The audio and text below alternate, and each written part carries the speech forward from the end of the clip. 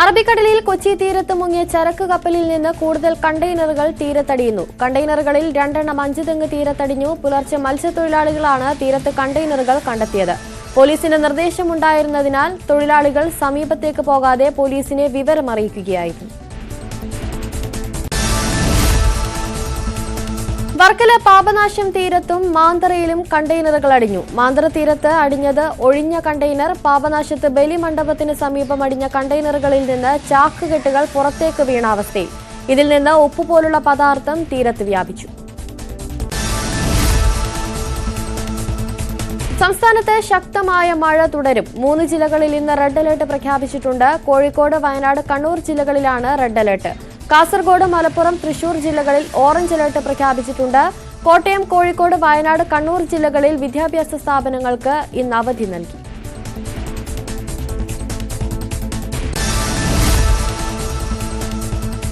Kozhikode അഴീക്കാടും Aluva അമ്പാട്ടുകാവിലും railway ട്രാക്കിൽ മരം വീണതിനെ തുടർന്ന് തടസ്സപ്പെട്ട ട്രെയിൻ ഗതാഗതം പുനഃസ്ഥാപിച്ചെങ്കിലും ട്രെയിനുകൾ വൈകി ഓടുന്നു. Chennai Mangaluru mail, Kozhikode Shoranur passenger, Thiruvananthapuram Mangalapuram Malabar express, Antyodaya express തുടങ്ങിയവ വൈകിയാണ് സർവീസ് നടത്തുന്നത്. ഇന്നലെ രാത്രിയാണ് കോഴിക്കോടും ആലുവയിലും ട്രാക്കിലേക്ക് മരം വീണത്.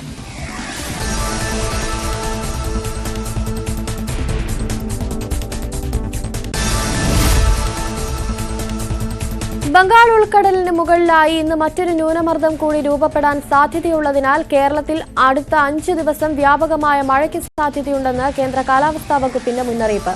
കേരള, ലക്ഷദ്വീപ് തീരങ്ങളിൽ മത്സ്യബന്ധനത്തിന് വിലക്കുണ്ട്. കേരള തീരത്ത് കള്ളക്കടൽ മുന്നറിയിപ്പും പുറപ്പെടുവിച്ചിട്ടുണ്ട്.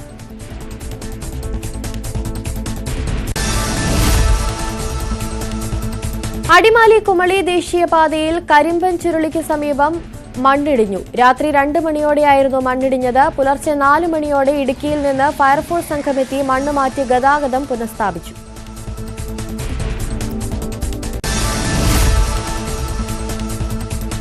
ആലപ്പുഴ രാമപുരം കൂത്താട്ടുകുളം റോഡിൽ മരം വീണ് ഗതാഗത തടസ്സം. അമനക്കരയ്ക്ക് സമീപമാണ് പാലമരം റോഡിലേക്ക് കടപുഴകി വീണത്.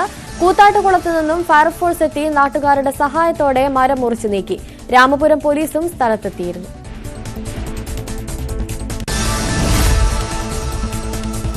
കൊച്ചി ഗിരിനഗറിൽ സീലിംഗ് തകർന്ന് വീണ അപകടം. കുട്ടികളുടെ പരിപാടി നടക്കുന്നതിനിടയിൽ കമ്മ്യൂണിറ്റി ഹാളിന്റെ സീലിംഗ് ആണ് തകർന്നത്.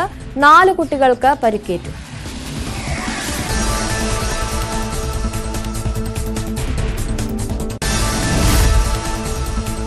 സ്ഥാനാർത്ഥിയെ പ്രഖ്യാപിച്ചതോടെ UDF പ്രചാരണത്തിലേക്ക്. UDF നേതൃയോഗം ഇന്ന് നിലമ്പൂരിൽ ചേരും. ഇടതുമുന്നണിയിലും സ്ഥാനാർത്ഥി നിർണയ ചർച്ചകൾ ഊർജിതമാണ്. സംസ്ഥാന സെക്രട്ടറി MV ഗോവിന്ദന്റെ സാന്നിധ്യത്തിൽ നിലമ്പൂർ മണ്ഡലം കമ്മിറ്റി ചേരും.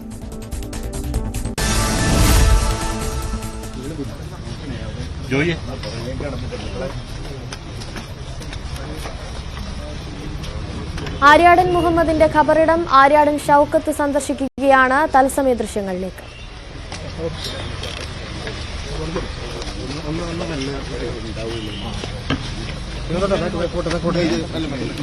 ആര്യാടൻ ഷൌക്കത്തിനൊപ്പം VS ജോയിയുമുണ്ട്. ഇരുവരും ആര്യാടൻ മുഹമ്മദിന്റെ ഖബറിടം സന്ദർശിക്കാനായി പോവുകയാണ്.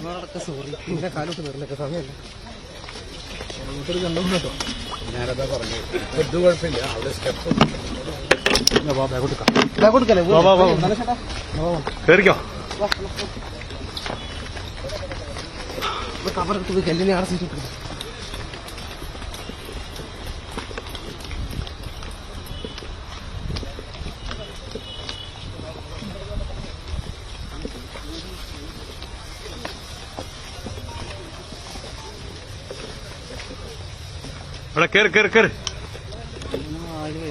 കേറ് കേറ്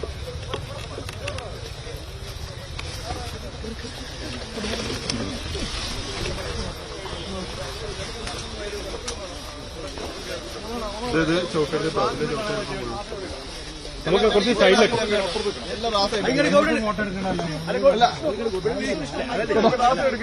അപ്പുറത്ത് നിന്നോട്ടോ. നമ്മളെല്ലാവരും നല്ല സൗകര്യത്തിൽ നിൽക്കുന്നു. മുന്നിൽ കയറല്ലേ മുന്നിൽ കയറല്ലേ എടാ വൈഡ് കിടക്കാം. അപ്പുറത്തേക്ക് ആ സൈഡ് അതൊന്ന് വൈഡ് വന്നാൽ നമുക്ക് എല്ലാവർക്കും നല്ല വൃത്തിയിലെടുത്തൂടെ?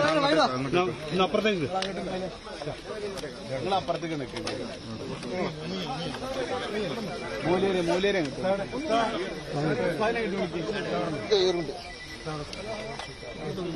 നിലമ്പൂർ ഉപതെരഞ്ഞെടുപ്പ് പ്രഖ്യാപിച്ചു. UDF സ്ഥാനാർത്ഥിയായ ആര്യാടൻ ഷൗക്കത്ത് ഈ ഖബറിടം സന്ദർശിച്ചതിന് ശേഷം ഇതോടെ പ്രചരണം ആരംഭിക്കുകയാണ്. ഇന്നു മുതൽ UDFന്റെ പ്രചരണം നിലമ്പൂരിൽ ആരംഭിക്കാനിരിക്കെയാണ് ഖബറിടം സന്ദർശിക്കാനായി ആര്യാടൻ ഷൗക്കത്ത് എത്തിയിരിക്കുന്നത്.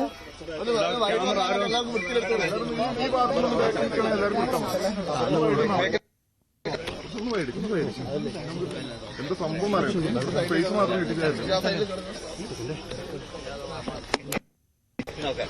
إلى حضرة النبي المصطفى محمد صلى الله عليه وسلم وإلى حضرة المدفون في هذا القبر الفاتحة. أعوذ بالله من الشيطان الرجيم. بسم الله الرحمن الرحيم. الحمد لله رب العالمين الرحمن الرحيم مالك يوم الدين. إياك نعبد وإياك نستعين اهدنا الصراط المستقيم صراط الذين أنعمت عليهم غير المغضوب عليهم ولا الضالين آمين. بسم الله الرحمن الرحيم. قل هو الله أحد الله الصمد لم يلد ولم يولد ولم يكن له كفوا أحد. بسم الله الرحمن الرحيم. قل هو الله أحد الله الصمد لم يلد ولم يولد ولم يكن له كفوا أحد. بسم الله الرحمن الرحيم. قل هو الله أحد الله الصمد لم يلد ولم يولد ولم يكن له كفوا أحد. بسم الله ആര്യാടൻ മുഹമ്മദിന്റെ ഖബറിടത്തിലെത്തി പ്രാർത്ഥിക്കുകയാണ് ആര്യാടൻ ഷൗക്കത്ത്. ഇതോടെ നിലമ്പൂരിൽ UDF പ്രചരണം ആരംഭിക്കുകയാണ്. വാർത്തകൾ ഇതുവരെ പൂർണ്ണമാവുകയാണ്. നമസ്കാരം.